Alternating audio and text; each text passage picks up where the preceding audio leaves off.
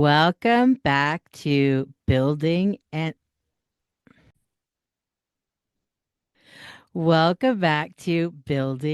Breaking, where we talk about how brands are built, trust is broken, and what salon owners, hairstylists, and beauty brands can learn. I'm your host, Nina Kovner, and this week we are talking about another one of my favorite brands, and that brand is Starbucks.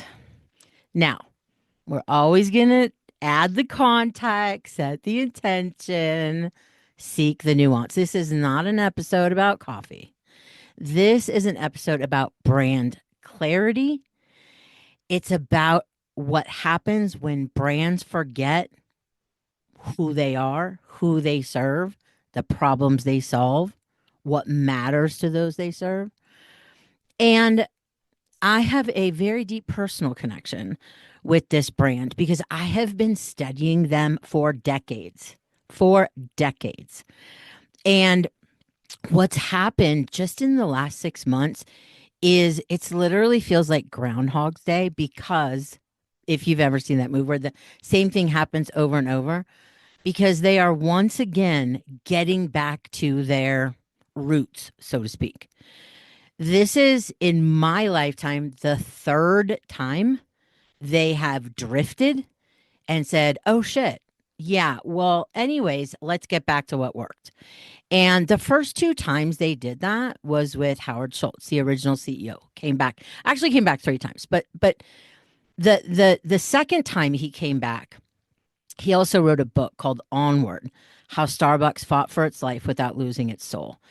And I'll never forget the day that Howard Schultz made the decision to shut down every single Starbucks store in the United States to retrain, to reconnect, to re engage, to refocus on what got them to where they were, which was the experience.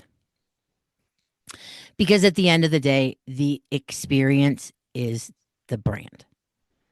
The entire experience is the brand. So I shared back in January of this year on my personal Facebook page. I think I also shared it on LinkedIn that they have a pattern. Starbucks has had this pattern.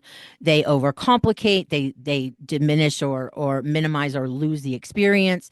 They hit a wall. They forget who they are, and then they realign, right?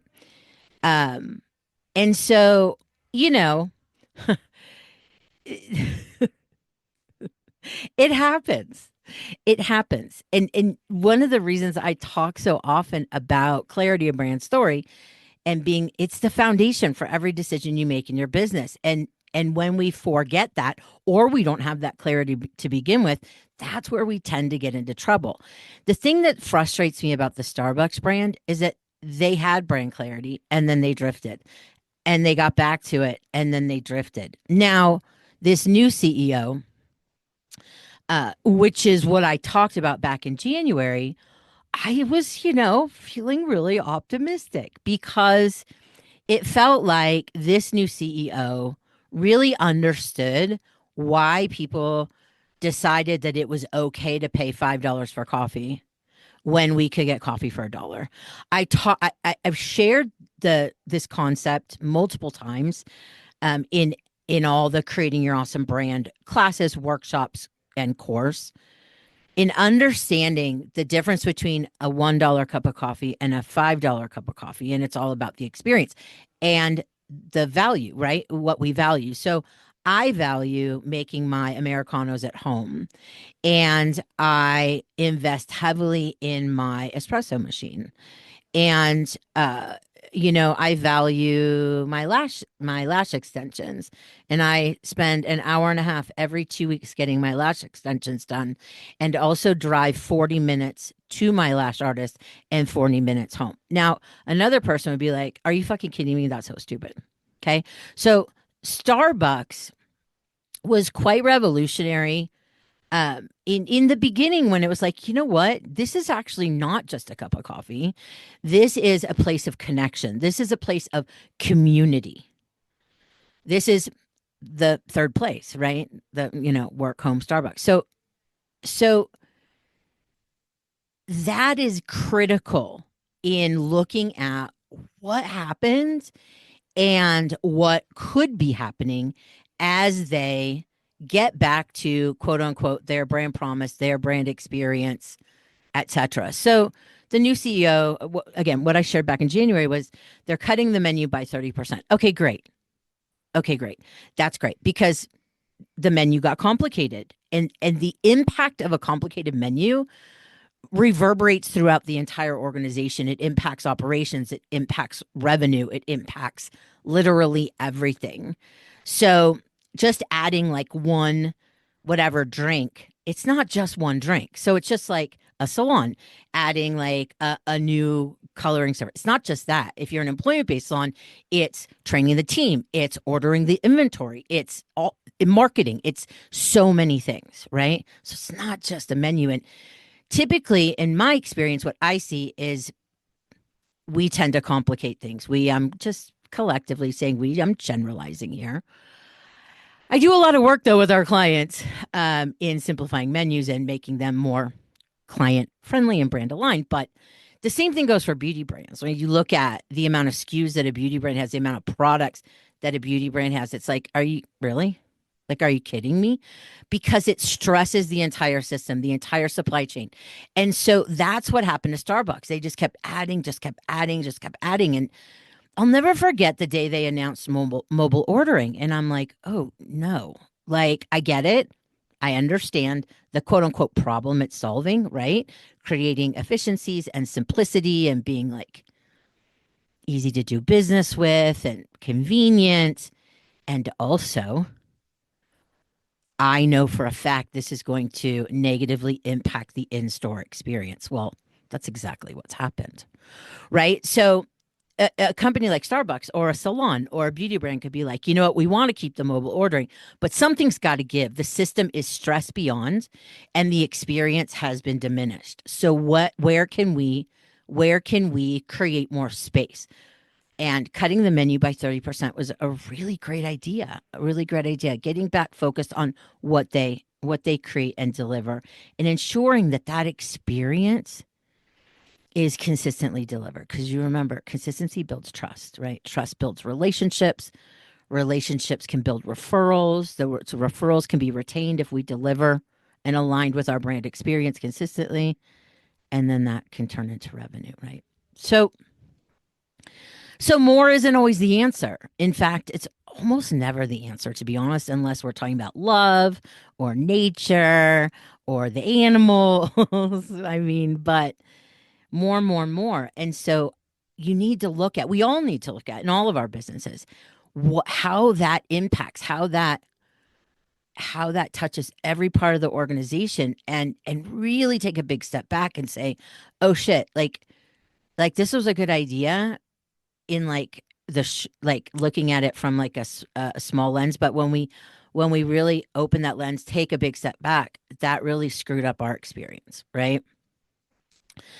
So I was stoked. I'm like, okay, good job. Starbucks, you're getting back to why people pay fucking an absurd amount of money for a stupid cup of coffee. And that was great. That was great. There we're getting the love notes written on the cups again, very personalized because the relationship is with the barista. The relationship is with the entire store, the entire culture of the store. Because it's not the best coffee, because best is in the eye of the beholder. So I can say they have the best espresso beans, and you could say they are the worst espresso beans. Just like it's not about the hair, it's not about the coffee, it's not about the hair, it's not about the shampoo. Shampoo is shampoo. And I can say that from someone who used to, make it and market it and shit. Yes, there are unique ingredients, and it can be amazing. I get it. I get it. I get it. But at the end of the day, that is not the reason. The reason's so much larger than the fact that you have soap or you have coffee or you have haircuts for sale.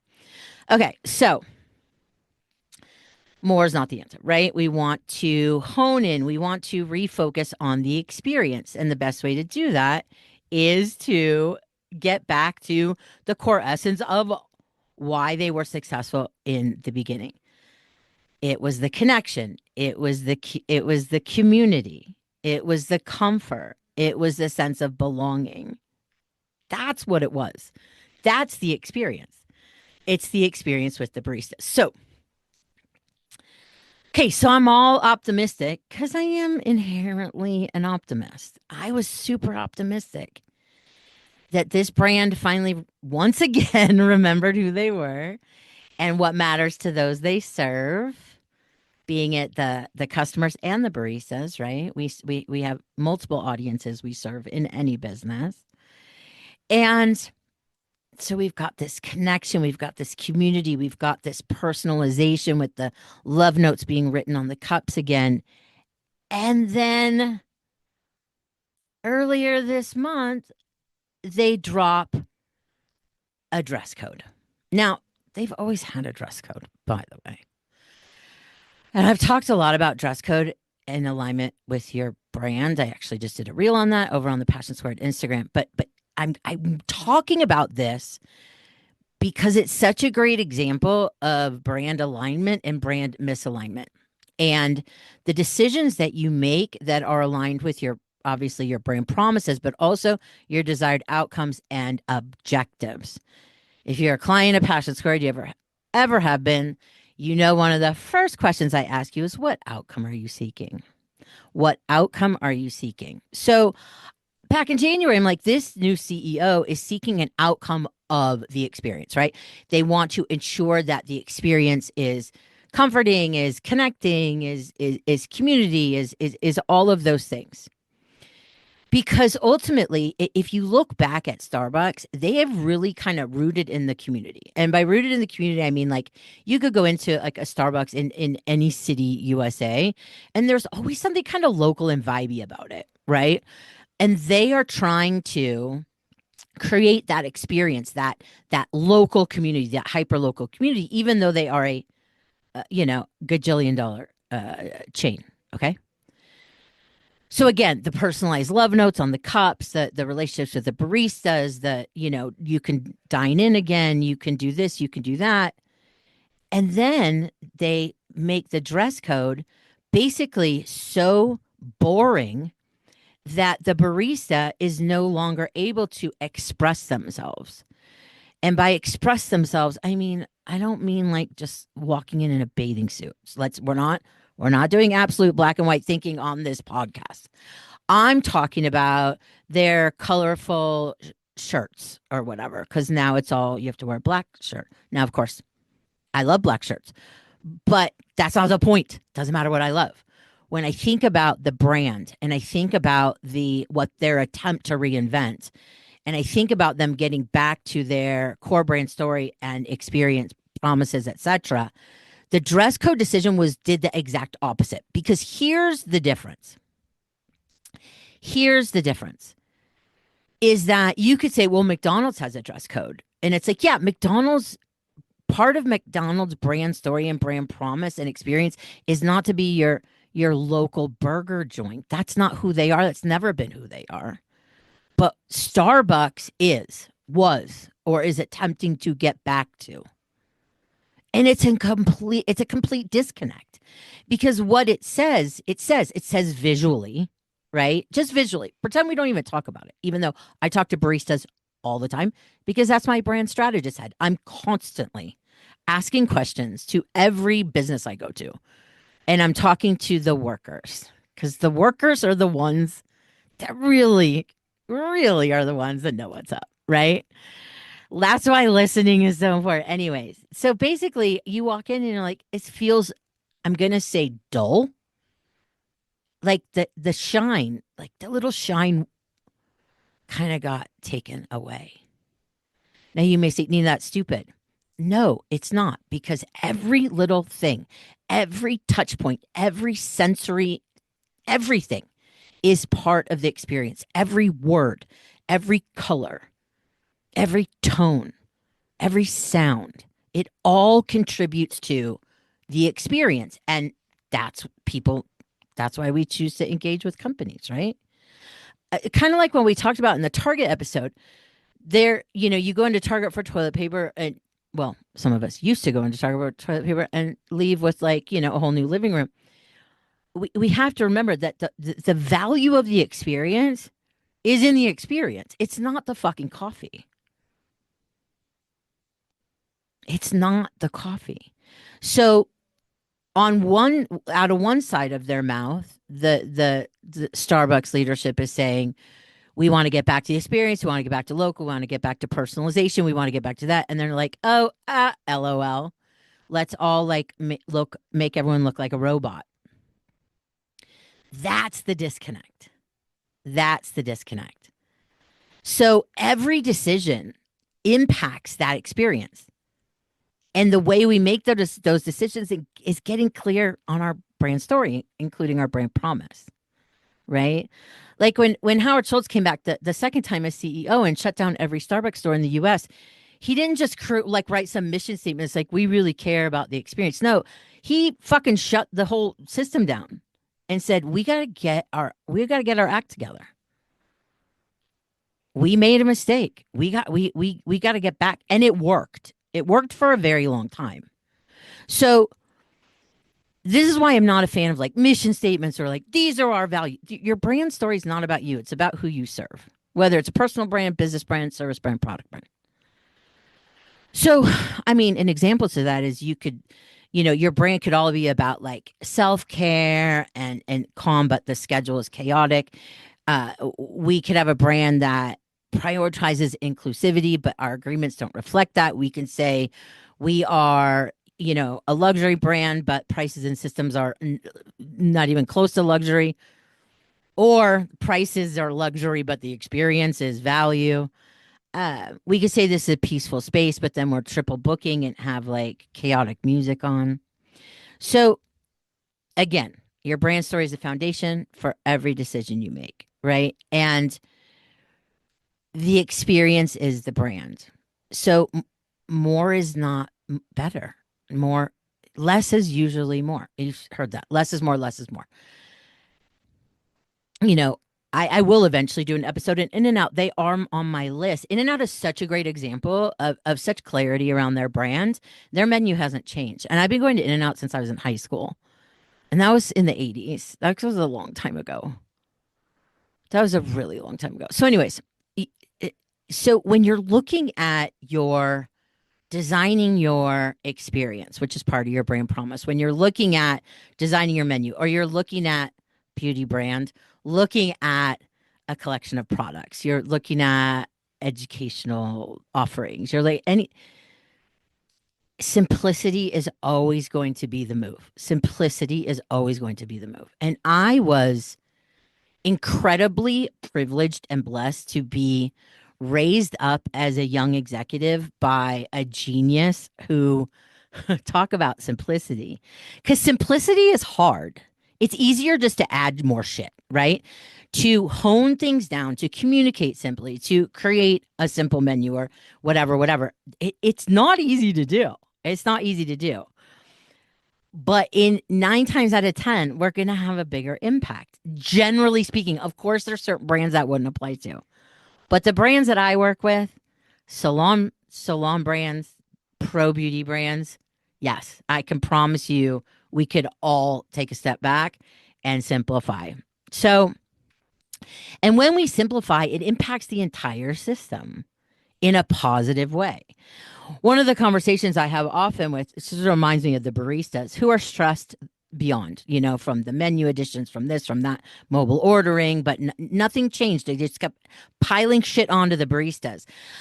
Does that sound familiar? Yeah, it does. I'm going to explain. So one of the challenges that I have seen in the last 13 years since I started Passion Squared and working really closely with salon owners and independent hairstylists and hairstylists is that, 30 years ago when I was in the salon, 35, shit, that was a long time ago, almost 40 years ago when I was starting out as a hairdresser, we didn't have the internet. We didn't have Yelp. We didn't have Google Business. We didn't have social media. We didn't have, right? We had offline word of mouth, which is still incredibly powerful, by the way. But we didn't have all these other things. We did double book. The salon that I worked in, it was a machine, but we didn't have all the other shit, right? And yes, I know the techniques in some cases were simpler. However, we did some pretty fucking killer color. Anyways, and we also had to do perms and shit, which not as many people do today. Doesn't matter. Not my point. The point is that we have the fundamentals of a salon experience, right? The consultation, in depth, which includes, talking about maintenance, expectations, budget, home care, blah, blah, blah, blah, blah. Then we have the service, and then we have, and then, yay. Okay, now we have all of the pre booking communications, which again can be automated. That's not the point. We get into the salon and we're asking the stylist to do an in depth consultation, which we need. We're asking them to take before pictures, right? We're asking them to obviously do the service. We're asking them to do the after pictures. We're asking them to ask people to share their experience online. We're asking people to make sure that people are pre-booked. We're asking people to now, again, in the 80s, we fucking pre-booked. Okay. So again, not saying this is right, wrong, or different, but there is a lot more shit that the average stylist has to do in a service, yet the timing hasn't changed. So it's kind of like the barista example. I know it was kind of a long explanation to back to. We can't just keep piling shit on people and expect them to perform in alignment with the brand promise. Something's going to suffer. It could be morale. It could be the literal experience. Something's going to suffer when the system is stressed. And I always talk about change the system, change the result. Change the system, change the result. And this stuff is hard, right? This stuff is hard. But the more we focus, the more we're clear on our brand story, then we're not having to make multiple decisions. We're making very aligned, focused decisions. But at the end of the day, it's the experience. And if that gets impacted, it's going to be hard to grow. So what does the future hold for Starbucks? Gosh, well, as the optimist and as a customer, I hope they figure it out. I do. I just wish they wouldn't keep forgetting who they are. Like it's not necessary. And each time they kind of lose it and come back, it kind of puts some cracks in the trust. It's not impossible. It's not over. They've done it before. But I mean seriously. Like seriously. So we don't have to get to the point of diminishing sales or like really low morale. We don't have to get there. We can do everything in our power to stay aligned. And when we see an issue, we address it. And so much of that has to do with listening. If Starbucks, I know the baristas have been saying this shit forever. I just know it, right? Why? I mean, why don't we listen? We can learn so much by listening. Here's the thing. Why does Starbucks convince us that we should spend $5 on coffee versus $1? It's always going to come back to the relationships. It's always going to come back to the connections. It's always going to come back to the community. It's always going to come back to how we feel when engaging with a brand. I got to tell a story. I got to tell a story. I back in 2011, right before Passion Squared started, I was still living in LA. I had my Starbucks that I had gone to for years. I had a great relationship with the baristas. I went there every day for my black iced tea, which I still drink. And my dad got sick and unexpectedly, quickly, and he within a few weeks he had died. And I went into my Starbucks and they asked me about my dad, and I just broke down. And the baristas came out from behind the counter and just gave me a hug. They didn't say anything. They didn't need to. I knew that they cared. I knew they cared about me. I knew they cared about my family. They had met my dad. That's the connection. That's the relationship. Now, am I saying that every barista has to come out from the counter to hug people? No, we're not doing that. We're not doing absolute black and white thinking. I'm just talking about that connection is real. And getting off course is real. It happens to all of us. You know? Um, That's what we do, right? And it doesn't matter whether you run a global brand or, a 3 chair salon, a 20 chair salon. It's all about clarity and really designing that experience and staying aligned with that experience. That's the promise, right? That's that commitment. That's that promise we made to the people we serve. It's always going to come back to brand. It's always going to come back to brand. So yeah, I sure hope Starbucks gets their shit together. Um, and again, this is a brand store. This is a lesson on brand stuff, brand strategy, right? I know Starbucks has a lot of other issues, but that's not what we're talking about today. We're talking about the brand side of things to help you. I appreciate you for listening. This is episode 5. I think we're on a roll, guys. If you have a business bestie that you believe can learn from this episode, I'd be so grateful if you shared it with them.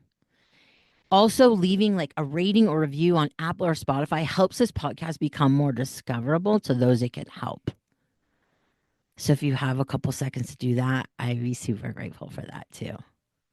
I truly believe in this work. I know that's obvious, but it's what we need. I truly believe that understanding brand fundamentals can absolutely, absolutely get rid of some of the most systemic dysfunction in the professional beauty industry. So I'm not going to shut the fuck up about it because I care. And that's a promise, right? That's part of my brand promise and my company's brand promise: transparency, honesty, facts, fundamentals. All right, loves. Remember to be where your feet are. Thank you so much for listening. I'll be back next week. And next week's episode, I'm not going to tell you which brand it is, but you're going to love it. Thank you so much for listening. Have an awesome day. Bye.